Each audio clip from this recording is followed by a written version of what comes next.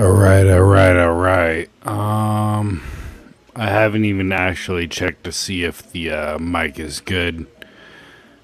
Fuck it, we're gonna let it ride. Let me know if the volume is trash as far as my vocals go.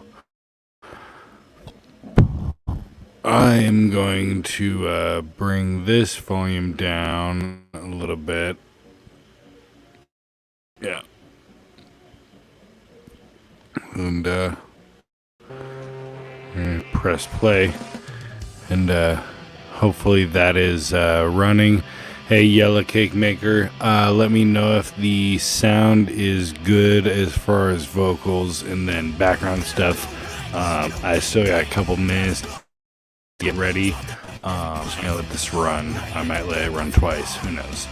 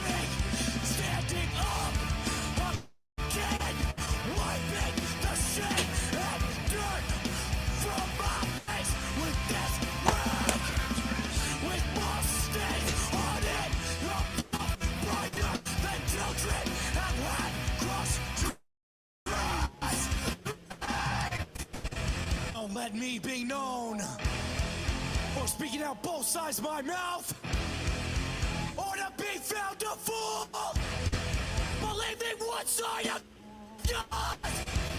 I'm not a part of the scum of this world. I'm not the created. I heard. I'll take my life one step at a time.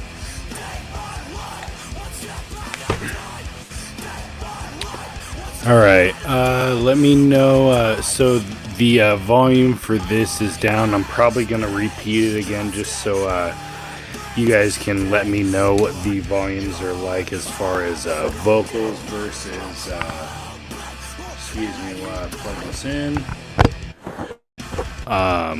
Let me know what the vocals sound like compared to the actual broadcast stuff. So that way I can make sure things are equaled out to a good way, so nothing's piercing. Dude, yeah. So, quick background to this video. I'll end up having to run in another time, just so I can talk about it again. But okay, sick. Thank you. Appreciate you, man. On the volume levels.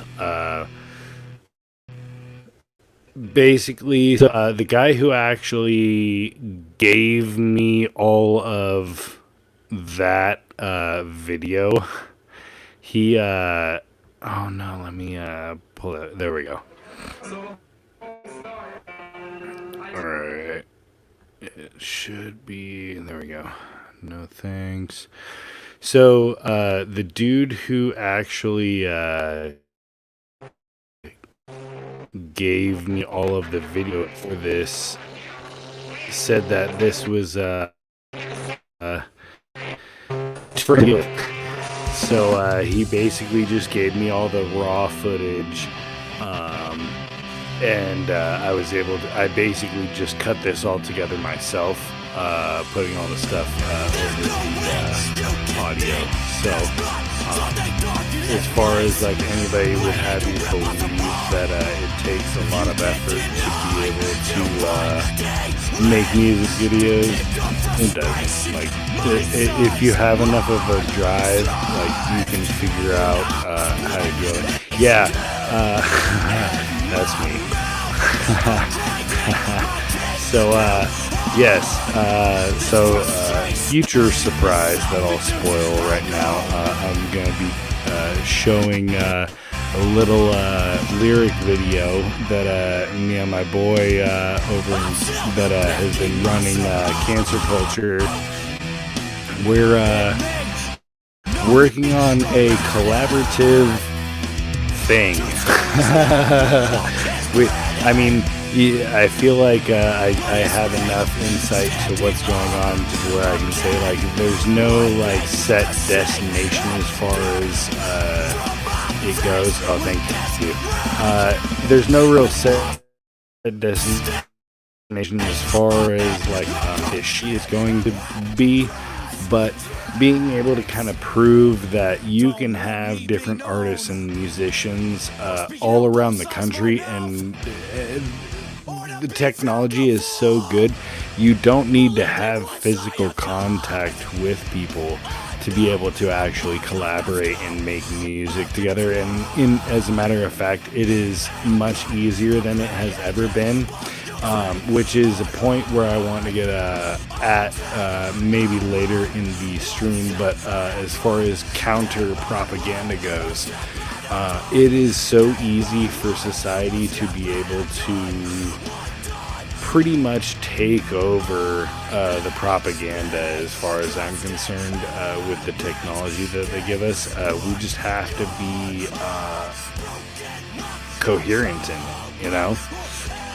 So, as far, I mean, Yella, look, if you got some old music you want to share and you want to try and figure out if we can collaborate and shit, there are so many people that are just changing what music is, like changing what punk used to be from, you know, going from street to street trying to make yourself a city known band to now where it's like if you can connect to the right people on the internet and that are on the same wavelength that you are on, it's the same type of concept. Like me and my boy have been sending back and forth damn near every day, modifying stuff. So that's why that I would love to actually let this song continue and start, but I think I'm going to have to switch over and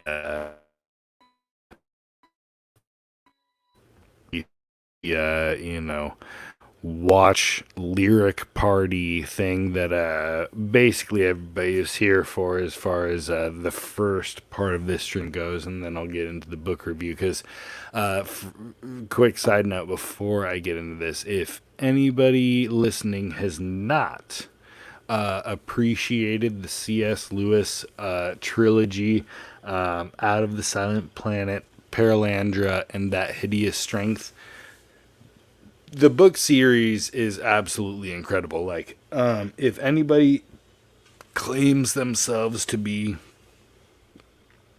let's say, a book nerd or even a movie nerd, then either way, when I say Lord of the Rings, like, you should take a moment to pause, because obviously Lord of the Rings is a work of fiction, right?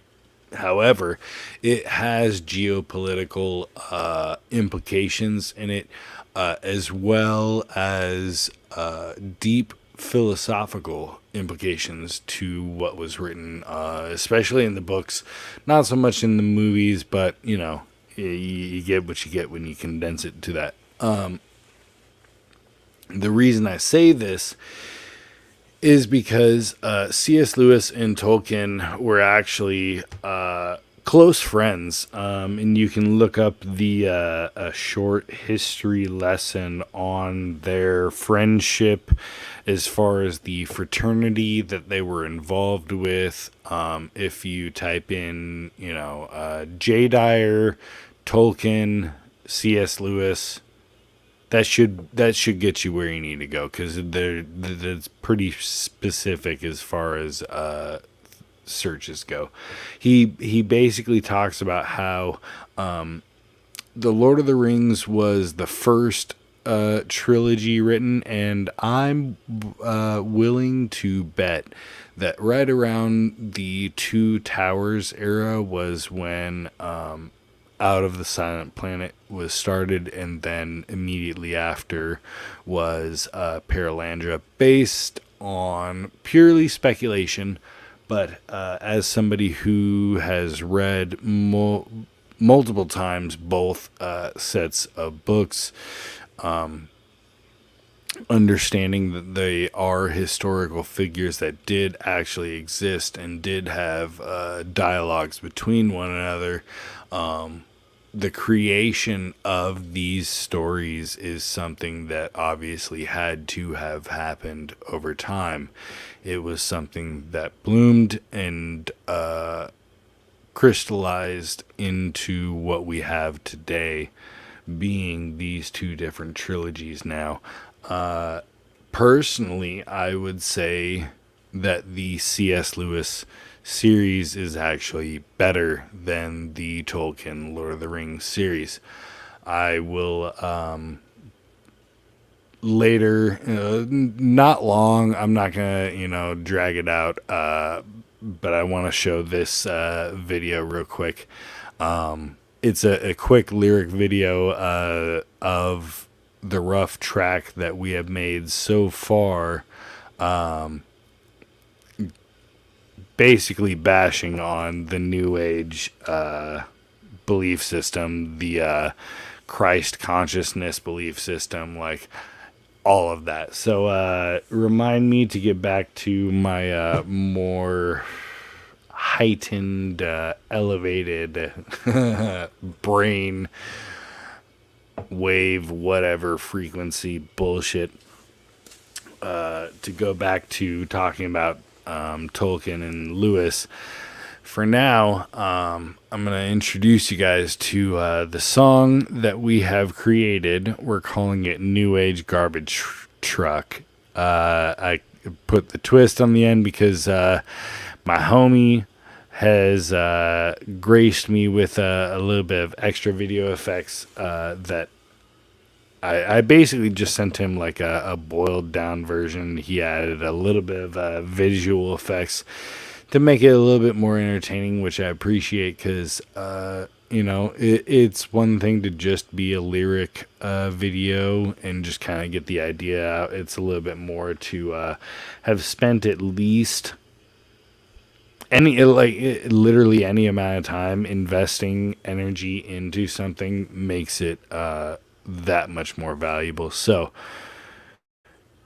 without trying to ramble too much more, let's get this going. I'm gonna press play. Let me know. I'm gonna be watching the comments. If the volume is trash, I can crank it up if it's no good. All right, let's fucking go. This is me and my boy Cancer Culture. I'm not dropping his name in here unless he says it's okay to. So just because I can be fully out in the open, but I want to make sure that any project that I'm working on doesn't get nuked by my stupidity. Here we go.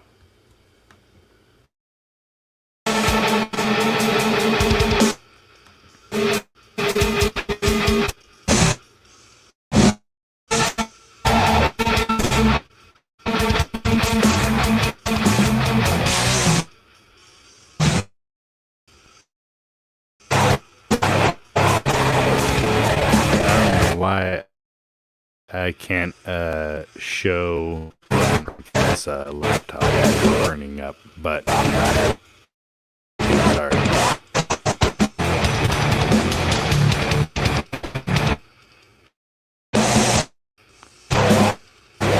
Must be. All right. Sorry, guys.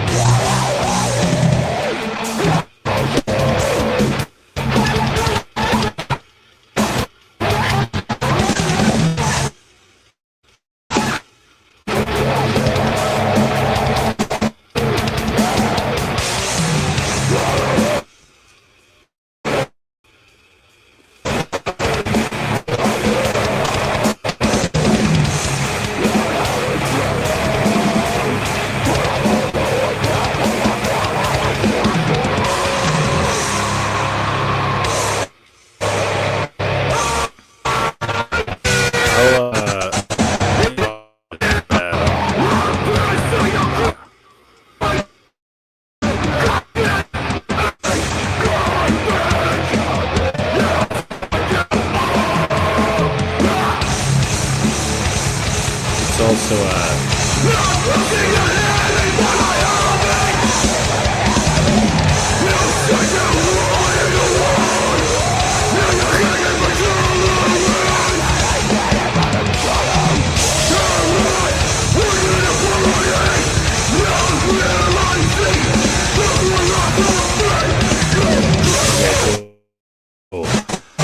Thank you. I'm gonna play it.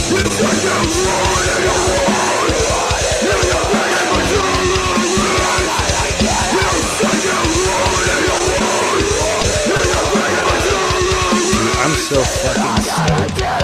Just everything about this song, like how easy it was to be able to collaborate with somebody, be able to like throw shit around and do all that stuff. Like seriously, if you are any sort of artistic inclined type of individual,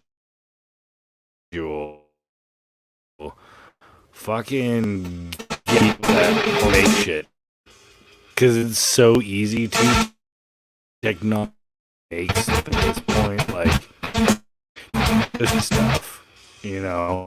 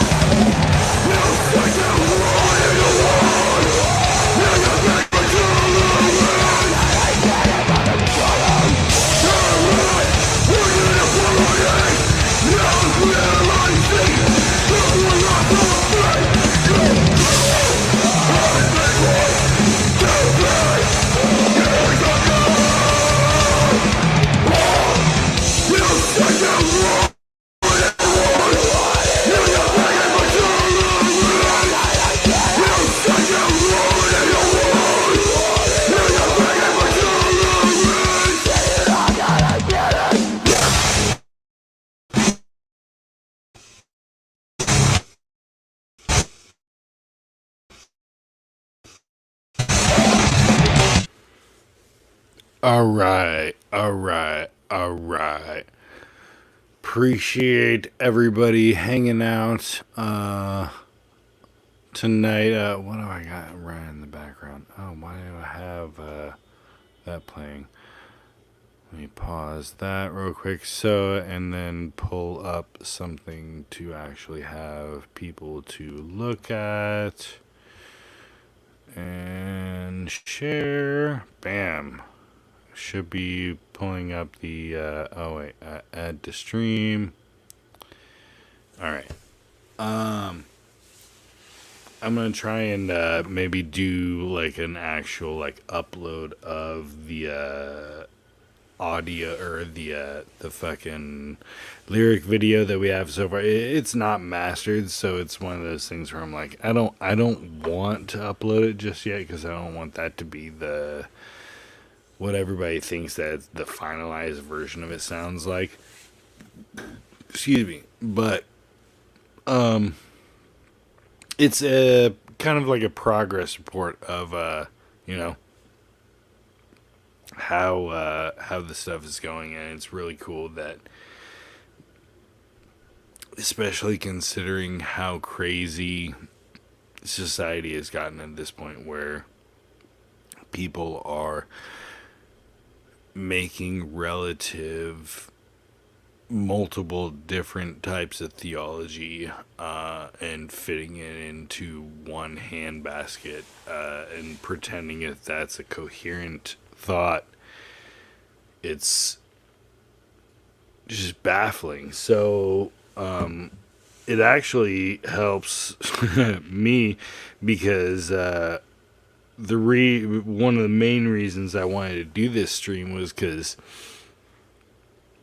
this book, Perelandra, is just such an incredible book. So I'm going to try and play clips of audio that I have from different chapters that somebody else has recorded, and I might try and figure out how to do, hey, it's free fucking content, whatever, banner to not get copyright striked. But I really don't care about getting copyright striked. And honestly, if the person who was making it copyright strikes me, like, so be it. It's fine. I'm not worried about it. This broad did a great job doing the series. So I wanted to kind of, in one aspect, give her credit, but also give C.S. Lewis the majority of the credit, because especially this middle book, for anybody who is any sort of sci-fi nerd, maybe. I was never really into Star Wars, but I've always heard that the what was it? The Empire Strikes Back is the middle one. Yeah, because Return of the Jedi. Yeah, okay. Empire Strikes Back is allegedly one of the best movies ever, as far as most nerds claim. And I'm not going to dispute it, because I don't care that much about Star Wars. I can appreciate different aspects to it, but it was very funny that and if I can pull up the right spot that I clipped, actually in Perelandra, the guy who is possessed by a demon, because at this point he has so far succumbed to the New Age ideology, he has vacated his mind to where he is completely possessed by demons, literally. So the type of what like New Age type of stuff, all of that stuff, like, people can continue to say it was maybe not a real thing, or maybe it was they over exaggerated how people could be possessed by demons because they focus too much on these mental practices, or they focus too much on yada yada yada. You get it, right? My argument is, the moment you, as a conscious and coherent spiritual being who is, as far as the greater heavens level of what's the word I'm looking for, as far as hierarchy goes, we as human beings are technically placed above the angels. And that is why it is a fascinating thing in this series of books by C.S. Lewis, where he talks about the angels that exist on Earth, which is under a different name. I forget the name specifically, but the angels that exist on this planet are corrupt. No surprise there, because of the fact that there was a fall here, versus Venus, which is where we actually go into on Perelandra. Venus is a planet where this story eventually takes place on, and I don't want to spoil how important when Ransom lands on this planet. As you can see, if you're looking at the picture on the screen, Ransom is depicted by the tree on the left behind these bubbles, and the actual goddess of Venus, goddess in the lowercase g, because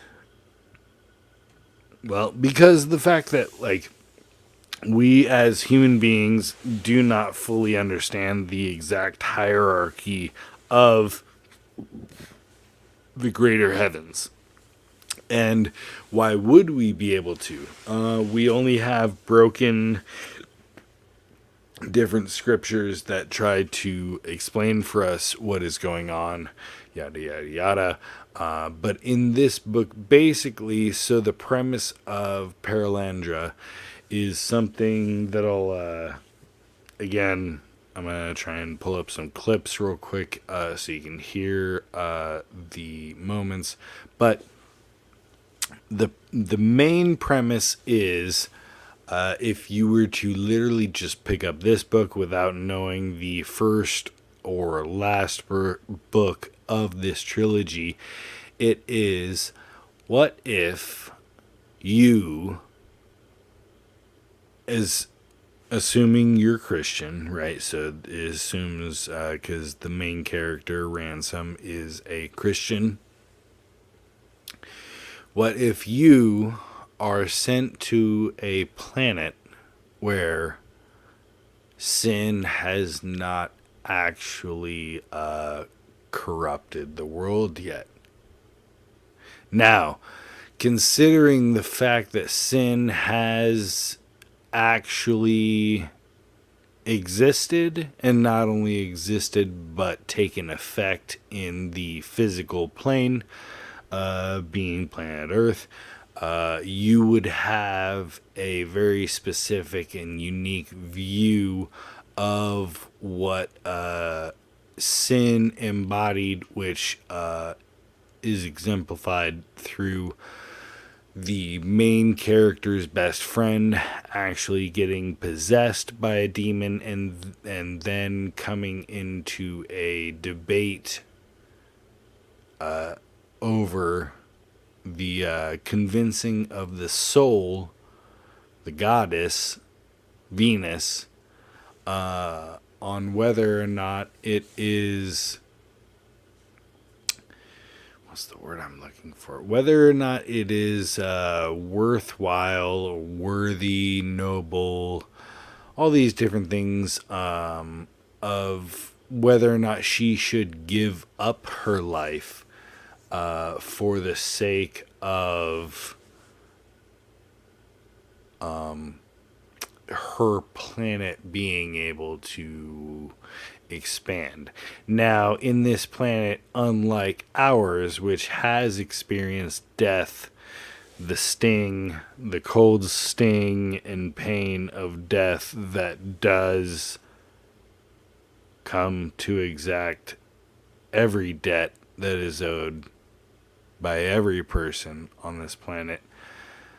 Unlike that, on Venus, and I could be wrong on it, it might be Mercury. I forget which one is masculine, which one's. So you'll forgive me and just let me know in the comments which one is wrong.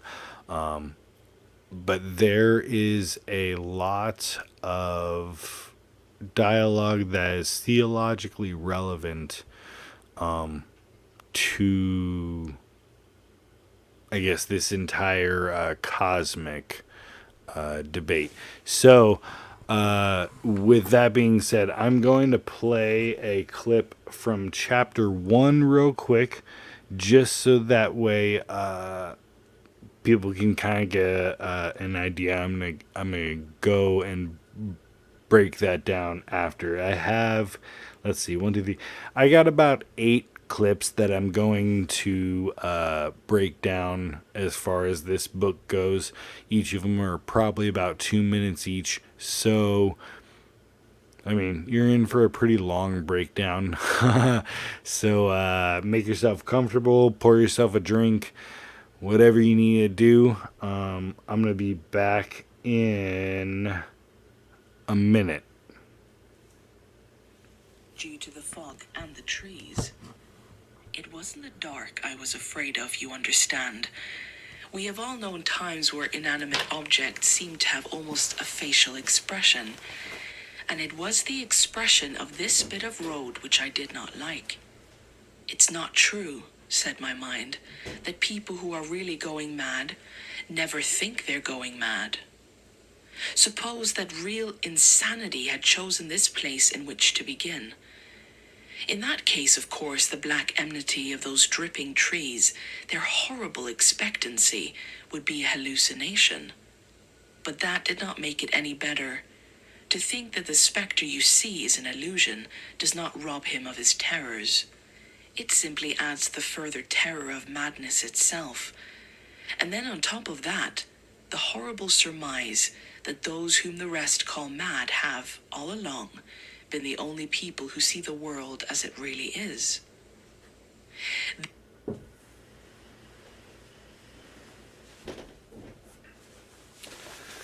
All right, so that was the chapter 1. Let's jump to chapter 5 real I quick. could never understand, lady, he replied. But in our world, not all events are pleasing or welcome. So, in the initial first chapter, basically, it was a person that was actually coming to meet Ransom and talk with him about his experience. So, I had to jump in real quick and explain the jump between chapter 1 and 5. So, that person was going towards the house where Ransom was at, and he had trepidation because of the fact that I don't think it was Malodil, as far as the characters go. Basically, the fallen angels of this world were trying to put in his mind fear or doubt of going to visit Ransom after he had visited Venus. And obviously, all the women are understanding the goddess references. Look. All right, there's bounds. We get it. You know, look. Let's not mention Aphrodite Rose Starfire. Even though the Aphrodite part of it, could be somewhat coherent. Let's just, not summon the crazies. All right. So I'll go back to chapter 5 real quick. There may come such a time that you would cut off both arms and your legs to prevent it happening, and yet it happens with us. But how can one wish for any... So I'm pausing it because I'm gonna skip to the next video that I have that I clipped audio from, because of the fact that this part specifically, the goddess of Venus doesn't understand how, even though God is good, bad things do happen, and the only way she's able to contextualize that, because that has never happened on her planet, Ransom has to basically explain that even though, good people plan good things through no fault of their own. Sometimes life can happen to them, and even though God guarantees in his promises that no matter what negative thing happens, God can work all things towards his good. People get hung up, and I don't want to say New Age Christians. People get hung up on the God works all things towards his good, to where they are permissible of bad things. I would say exceedingly, because people should not just say that, justice will happen eventually. Is not acceptable. So that's actually what ends up happening deeper into this book, because evil incarnate comes to Venus. And so what happens if you, as somebody from Earth, has seen what the fall of man does to an entire planet, would you permit sin incarnate to take residence on a new planet, or would you stop it? That's the depth of this book. That's where it comes to. And if you are willing to stop it, do you understand the burden of responsibility that you take up as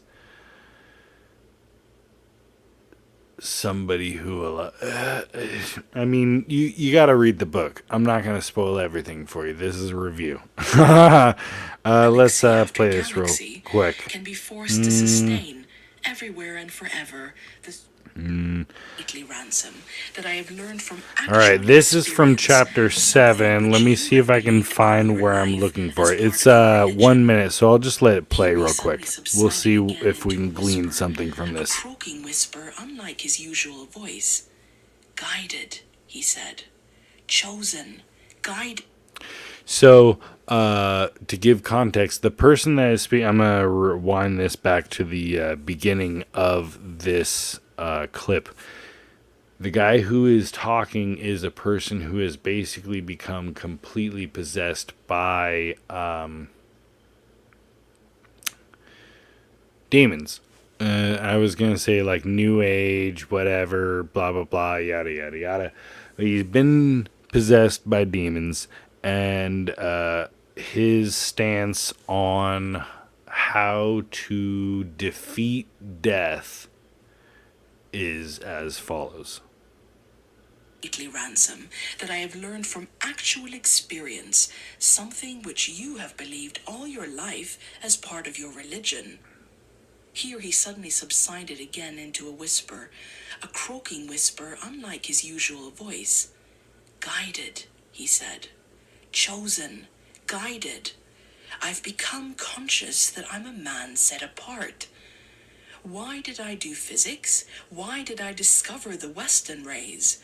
Why did I go to Malacandra? It, the force, has pushed me on all the way. I'm being guided. I know now that I am the greatest scientist the world has yet produced. I've been made so for a purpose. It is through me that spirit itself is at this moment pushing on to its goal. Look here, said Ransom, one wants to be careful about this sort of thing. There are spirits and spirits, you know. Eh, said Weston, what are you talking about? So, I don't know if most people understood what was going on in that, but it was one of those types of moments where from speaking personally, there are people that I've encountered that are entirely focused on the spiritual chakra, crystal, sage, whatever bullshit sort of shield they want to put in front of themselves that is going to justify their spirituality. They can do that kind of stuff. However, and let's lump in all that fucking yoga bullshit stretching stuff too. A lot of people try and think that they are opening themselves up to spirituality, when in reality they're opening themselves up to a realm they are completely out of their depth. They're stepping into an area where they don't know what to expect. They've never been there before. They don't know what beasts exist in those realms. So, having said that, we'll jump to chapter 7. There's Ransom this for a segment. moment felt a sensation almost of disgust. Yes, said Weston, I couldn't have believed myself till recently. Not a person, of course. Anthropomorphism is one of the childish diseases of popular religion. Here he had resumed his public manner.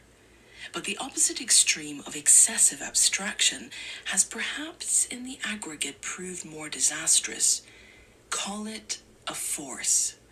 A great inscrutable force pouring up into us from the dark bases of being. A force that can choose its instruments. It is only lately, Ransom, that I have learned from actual experience something which you have believed all your life as part of your religion. Here he suddenly subsided again into a whisper, a croaking whisper unlike his usual voice. Guided, he said. Chosen, guided. I've become conscious that I'm a man set apart. Why did I do physics? Why did I discover the Weston rays? Why did I go to Malacandra? It, the force, has pushed me on all the way. I'm being guided. I know now that I am the greatest scientist the world has yet produced. I've been made so for a purpose. It is through me that spirit itself is at this moment pushing on to its goal. Look here, said Ransom, one wants to be careful about this sort of thing. There are spirits and spirits, you know. Oh shit, I must have played the same thing. I apologize. I thought I was playing the next one over. But it is, it's still relevant, I guess. It's one of those things where people do invest so much spiritual energy into believing that they have ascended some sort of hierarchy, and they haven't even come close. Let me try and jump into the next space. one, see if I can This find he something saw more. clearly, though as yet he had no inkling of what he could do. The This one's voluble 4 minutes self-protested, long, wildly, so swiftly, you're welcome like the to propeller of check a out ship if you don't racing care. when I it is mean, out of the I water. understand we're at The 45 imprudence, minutes the at this point. unfairness, the absurdity of it. But Did I Mallow recorded these want to things lose because I rules? wanted to go back and What was talk the about sense of so arranging these things different that anything segments really because they're very important should significant finally and as far as absolutely current society depend on goes. such a man of straw as himself? And at that moment, far away on earth, as he now could not help remembering, men were at war. And white-faced This is subalterns C.S. and Lewis freckled writing during World corporals War II. who had but lately begun to shave, stood in horrible gaps, or crawled forward in deadly darkness, awaking, like him, to the preposterous truth that all really depended on their actions. And far away in time, Horatius stood on the bridge, and Constantine settled in his mind whether he would or not embrace the new religion. And Eve herself stood, looking upon the forbidden fruit, and the heaven of heavens waited for her decision. He writhed and ground his teeth, but could not help seeing. Thus, and not otherwise, the world was made. Either something or nothing must depend on individual choices. And if something, who could set bounds to it? A stone may determine the course of a river. He was that stone at this horrible moment, which had become the center of the whole universe. Wow. The Yeah, Aldilla this is a of all good worlds, segment. the sinless organisms of everlasting light were silent I'll in break deep it down in heaven a second. to see what Elwyn Ransom of Cambridge would do. Then came blessed relief. He suddenly realized that he could not know what he could do. He almost laughed with joy. All this horror had been premature. No definite task was before him. All that was being demanded of him was a general and preliminary resolution to oppose the enemy in any mode which circumstances might show to be desirable. In fact, and he flew back to the comforting words as a child flies back to its mother's arms, to do his best, or rather, to go on doing his best, for he had really been doing it all along. What bugbears we make of things unnecessarily, he murmured, settling himself in a slightly more comfortable position. A mild flood of what appeared to him to be cheerful and rational piety rose and engulfed him. Hello, what was this?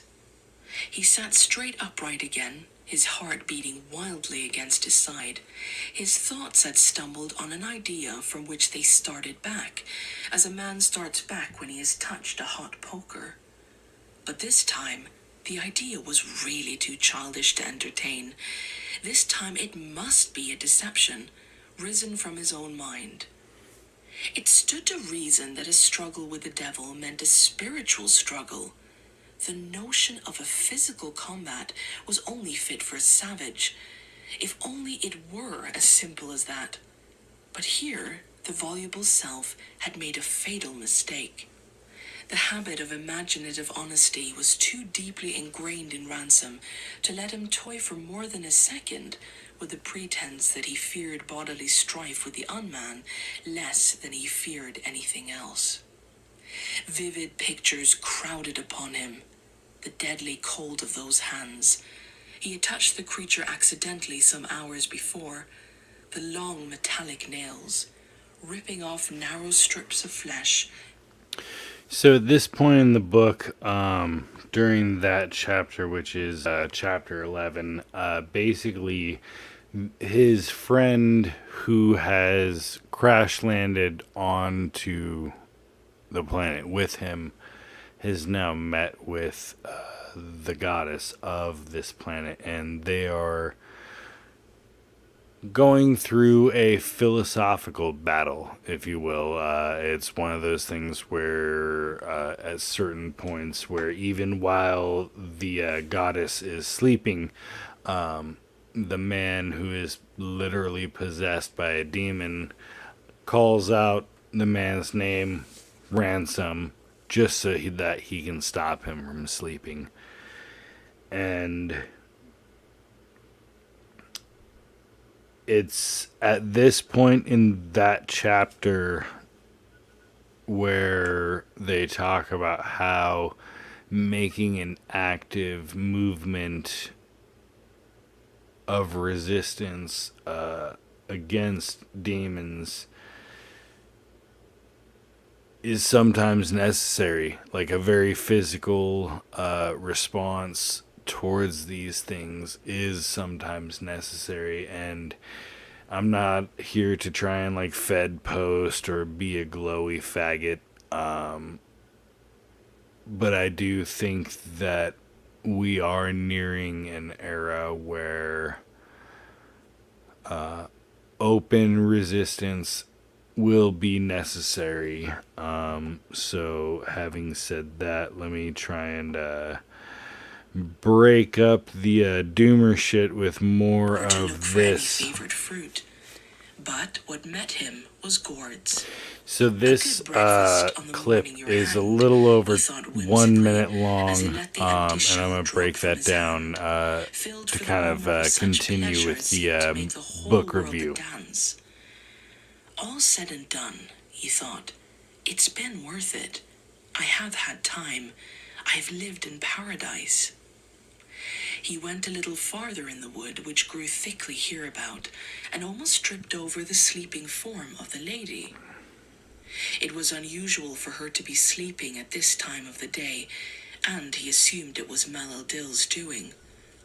I shall never see her again, he thought. So this segment came from chapter 12 of this book, and it's actually coming up upon a very significant portion, which I wanted to stop just before it happened, because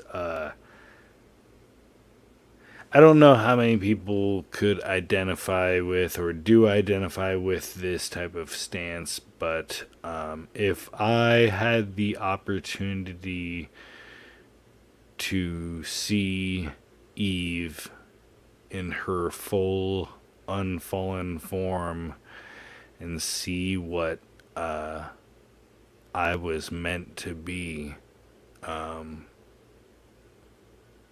it would be as if seeing the grandmother of our species, my own grandmother, and being able to talk with a being that had just been created from God is something that I think would be a profound conversation. So, having said that, I'm going to press play so that you can hear his type of stance on it. And then, I shall never again look on a female body in quite the same way as I look on this. As he stood looking down on her, what was most with him was an intense and orphaned longing that he might, if only for once, have seen the great mother of his own race thus in her innocence and splendor. Other things, other blessings, other glories, he murmured, but never that, never in all the worlds that. God can make good use of all that happens, but the loss is real. He looked at her once again. So that line at the end where he says, God can make use of loss, but the loss is still real. It is one of those things where I think people who try and do the Christ consciousness type of aspect of things skim over the fact that they can say, oh, all things work together towards God's good, yada, yada, yada. But you don't have to actually sin. You don't have to actually break another human being for God to step in. You could actually just be a godly human being. You could actually just feed the poor, cast out demons, heal the sick, do the things that, God said for us to do. That kind of stuff. Let me see if I can... Keep on pressing. I'm going to just play this because it's only a minute 20 and it'll probably figure out something. It seemed to last for ages. I haven't been keeping up on the chat. I noticed there was a little bit of drama, but I promise everybody listening right now, we're all friends. I guarantee you, whatever drama there is, it's not worth it. Just drop it. He was nearly fainting himself, but he counted 1,000 before he would shift his posture. Even then he continued to sit on its body. He did not know whether in the last few hours the spirit which had spoken to him was really Weston's, or whether he had been the victim of a ruse. Yeah. So that one was that was a segment where basically it's interesting because once he actually has to face what is called the Unman, which is basically one of his friends actually from colleges, literally universities, where liberal university, he was given over to the spirit of demons and was sent to a planet where they coincidentally met after a series of unfortunate events, having met one another and one of their colleagues having killed an alien on. It's a long story. That's why it's only a book review. Read the books or listen to the audiobooks. They're fucking good. They're fucking C.S. Lewis. All right. So getting back to it.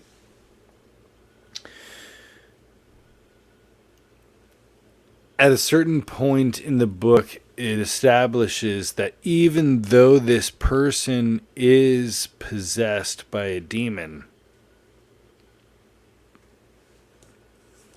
that person does not have superhuman strength. Excuse me. That person does not have superhuman strength. They are simply a human possessed by a demon. And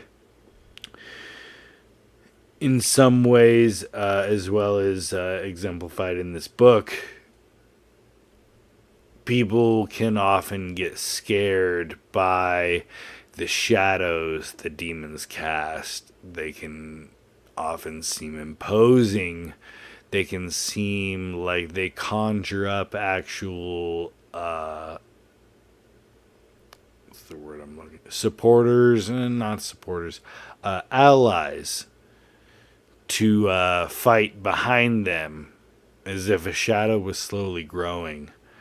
And in this book, there is a moment where the unman, after having been properly killed, as far as what would be clinically, the word I'm looking for, confirmed dead, the being itself, still having been inhabited by demons, continued to chase Ransom, and not only chased Ransom, but through its, I don't want to say transcendental because that gives it too much power, but through its celestial power, was able to call other beings to follow it, so that it itself looked more threatening than it was. However, once it was struck down, the being that followed it lost semblance of what it was doing and proceeded to go back to where it came from, which in many senses provides me consolation as far as these types of beings, I guess, if you want to call them. Let me try and jump to... Alright, so I'm going to probably be wrapping it up pretty shortly because I'm in the last chapter clips that I'm looking at on my phone for the audio for Perelandra. And realistically, that was the majority of what I wanted to talk about, because if you can understand what is going on in Perelandra, you can understand why I chose to talk about counter-propaganda, because of the fact that we live in an age where it is very possible, and even more so encouraged, that the average person at least take a passing interest. Literally just a passing interest would be sufficient if each person were to get to that level of competency when it came to taking in the media that is bombarded onto them, condensing it, alchemically changing it, and sending it back into a form of minor propaganda that undercuts what we all see as garbage. And I probably did a poor job of showing how that is something in this book, but the main character, Ransom, and his stance towards the unman, and how the Holy Spirit, named in a different form, basically says throughout this book, the moment he gets on Venus, that this should not stand. Like, there was already a fall. There was a planet that had already experienced this being corrupting completely this planet. He has already had his fun somewhere else. He should be stopped. And in the arguments between Ransom and the unman over the soul of Venus, it's just, man, I cannot overstress the value of this series, because the book after it gets even more profound when it starts talking about literally the universities that have, if anybody's into the esoteric knowledge of different awakened people and who's been beheaded and what their names sound like, you will find similar sounding names in the future book, That Hideous Strength, where there is a decapitated head that is brought to life by these New Agers, these spiritualists, these people who think that they can conquer death, and that they think that Christ consciousness is something that can simply be attained and is not literally a station that only one being occupies. It is blasphemy for these people to say that Christ consciousness, or their attainment of knowledge, or their attainment of esoteric growth, whatever word you want to attribute to it, these people are lying at the very worst. At the very least, they're uninformed, and they are biased against organized religion, because rightly, most organized religions in Western society, specifically, because we, as the majority of the chat will probably indicate, we are products of Western society. None of us here likely grew up in Europe. None of us likely grew up in Africa. None of us likely grew up in Eastern Europe.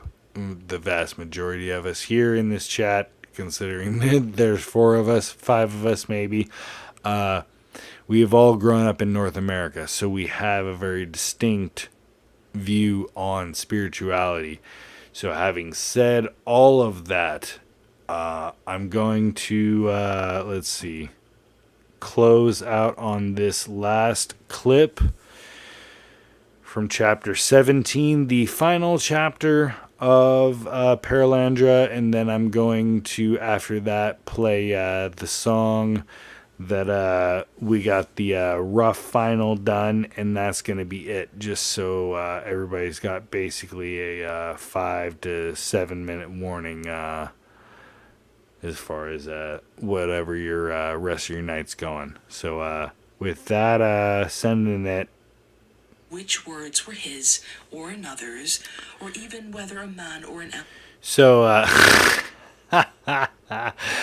to give slight context to this moment, Ransom is now actually speaking with what we would consider archangels that are discussing what is and what will be for the planets.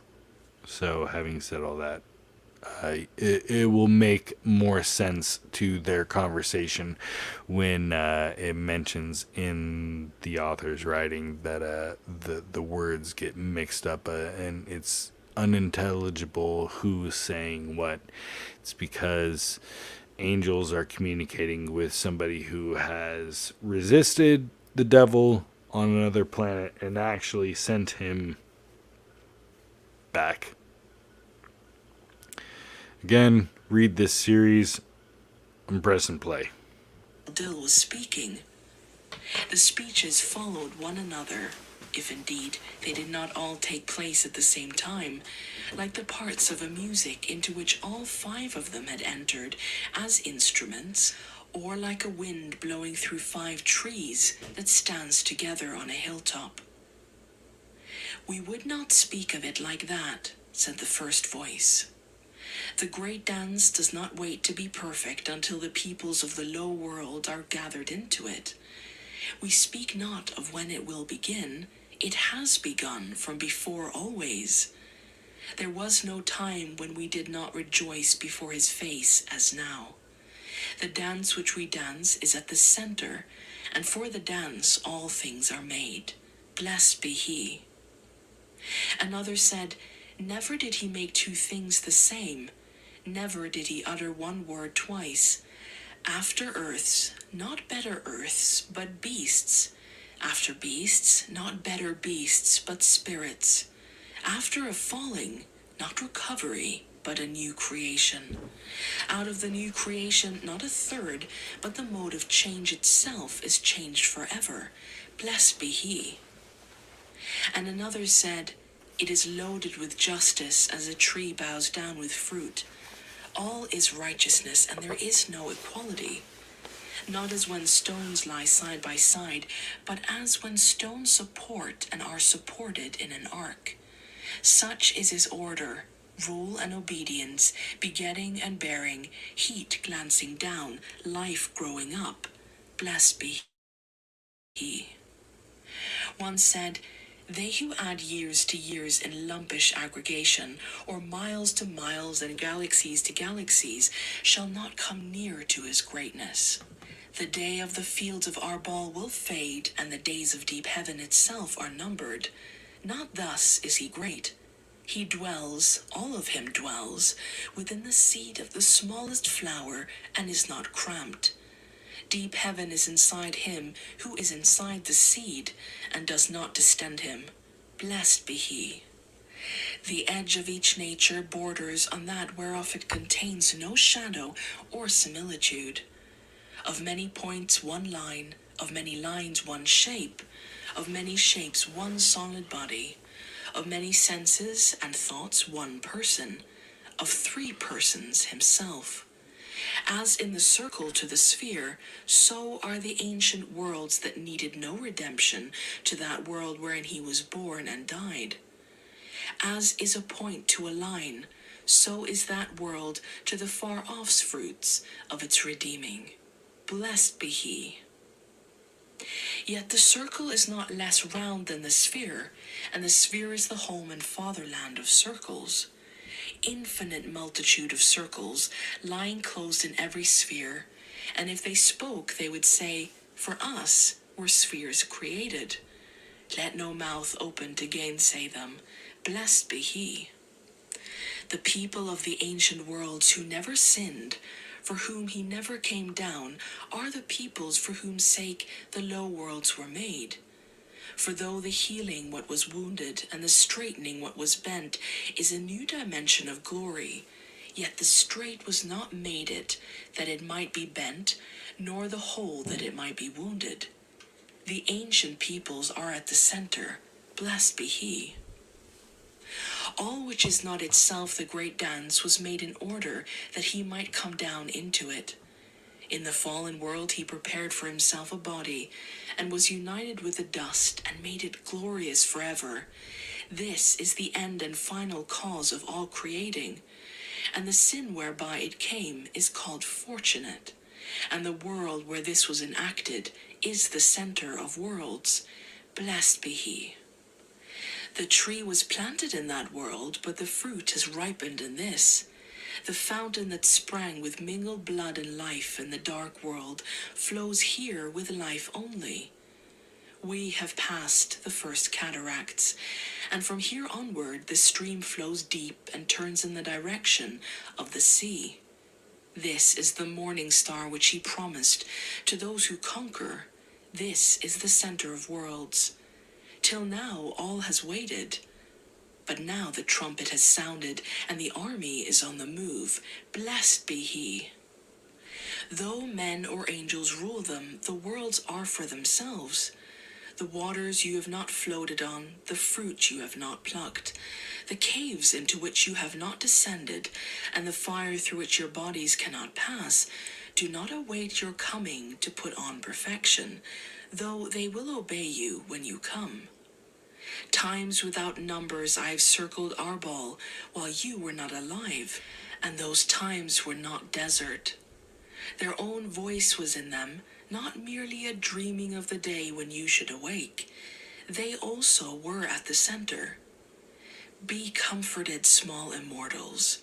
You are not the voice that all things utter, nor is there eternal silence in the places where you cannot come. No feet have walked nor shall on the ice of Glund. No eye looked up from beneath on the ring of Lurga. An iron plain in Nerevel is chaste and empty. Yet it is not for nothing that the gods walk ceaselessly around the fields of Arbol. Blessed be he. That dust itself which is scattered so rare in heaven, whereof all worlds and the bodies that are not worlds are made, is at the center.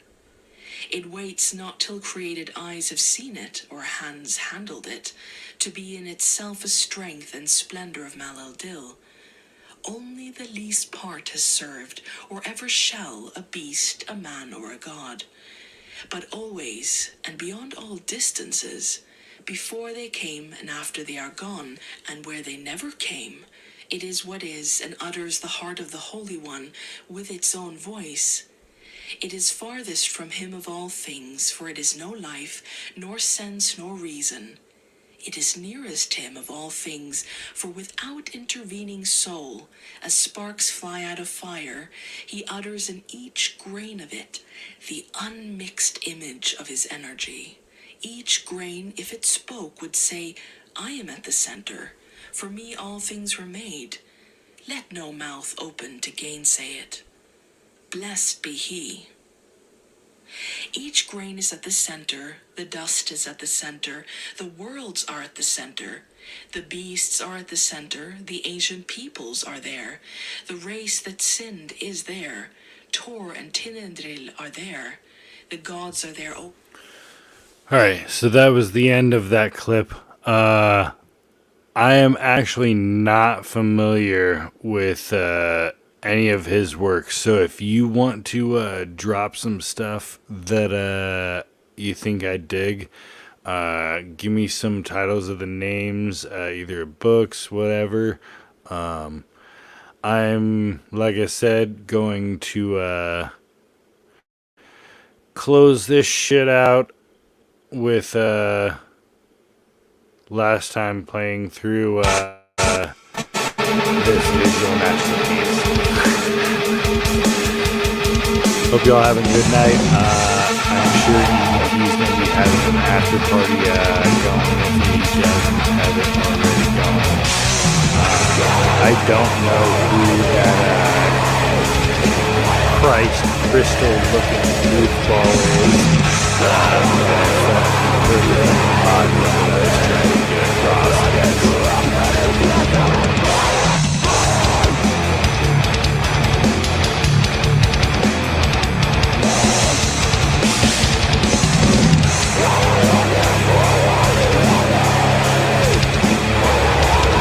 Yeah, I mean, if there's some sort of stuff,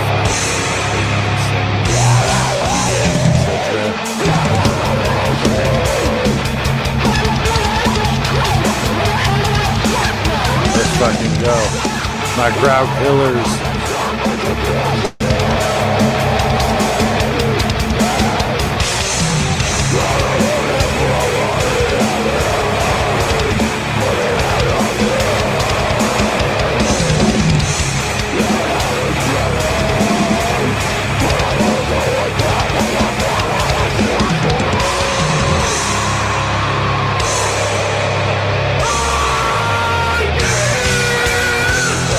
Simulation.